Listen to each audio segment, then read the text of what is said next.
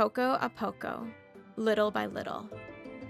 I learned this phrase like a poem to me when I moved to Puerto Rico in 2016.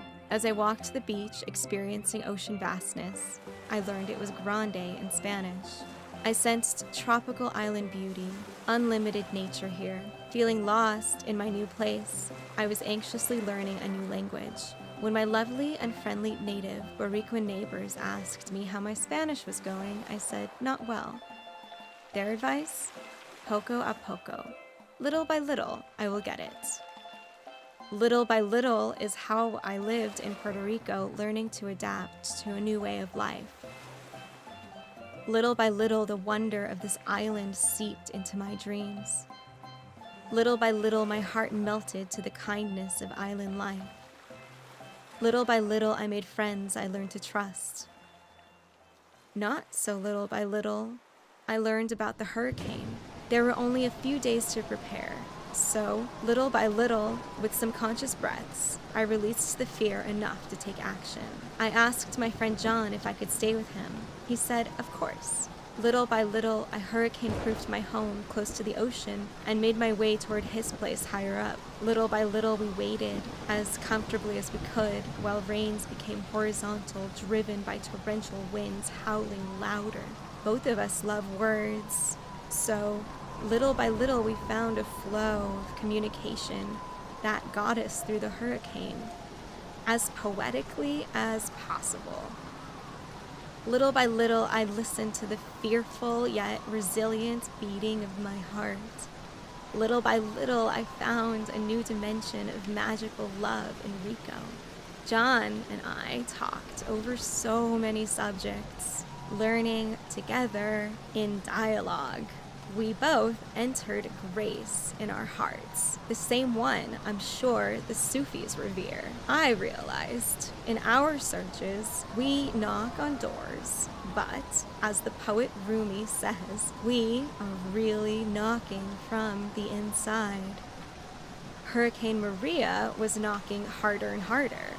We could hear trees break and crash. The wind was so loud, you could feel it shaking the concrete. But little by little, John's kindness melted me into a joy of being. Little by little, my confidence grew through this ordeal as I sat facing the rattling windows and shaking doors, and John kept calling me Joan of Arc.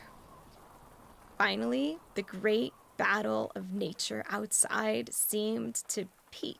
Little by little, John and I allowed ourselves to go to sleep. Little by little, we woke up and, with broken trees and poles everywhere, stayed put for 2 days. Little by little, I drove us to the local grocery store where, luckily, the deli was open. Here, with our friends who were there, we could open loving conversations, feel compassion, support, and love. Little by little, I learned there would be no running water, gas, or a way to get money for a long time. Little by little, the vastness and difficulties of island-wide destruction seeped into my awareness. Little by little, the intense depression was breaking me down psychologically. Little by little, I experienced feeling more and more trapped. Little by little, I realized I could no longer stay in Puerto Rico. Little by little, I got in contact with my family in California with a tiny phone I got lucky to buy. Little by little, my sister found a relief flight for me and my dog. Little by little, I made a friend, a paramedic, who took me to the airport when it felt almost impossible to even get to an airport.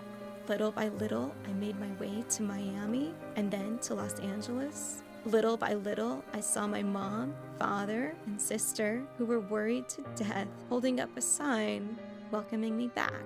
The island-wide destruction is terrifying. There are so many people in deep need. Little by little, I hope we can help rebuild Puerto Rico. Little by little, I hope we can reach the people who need on this island that, little by little, made a permanent place on my soul.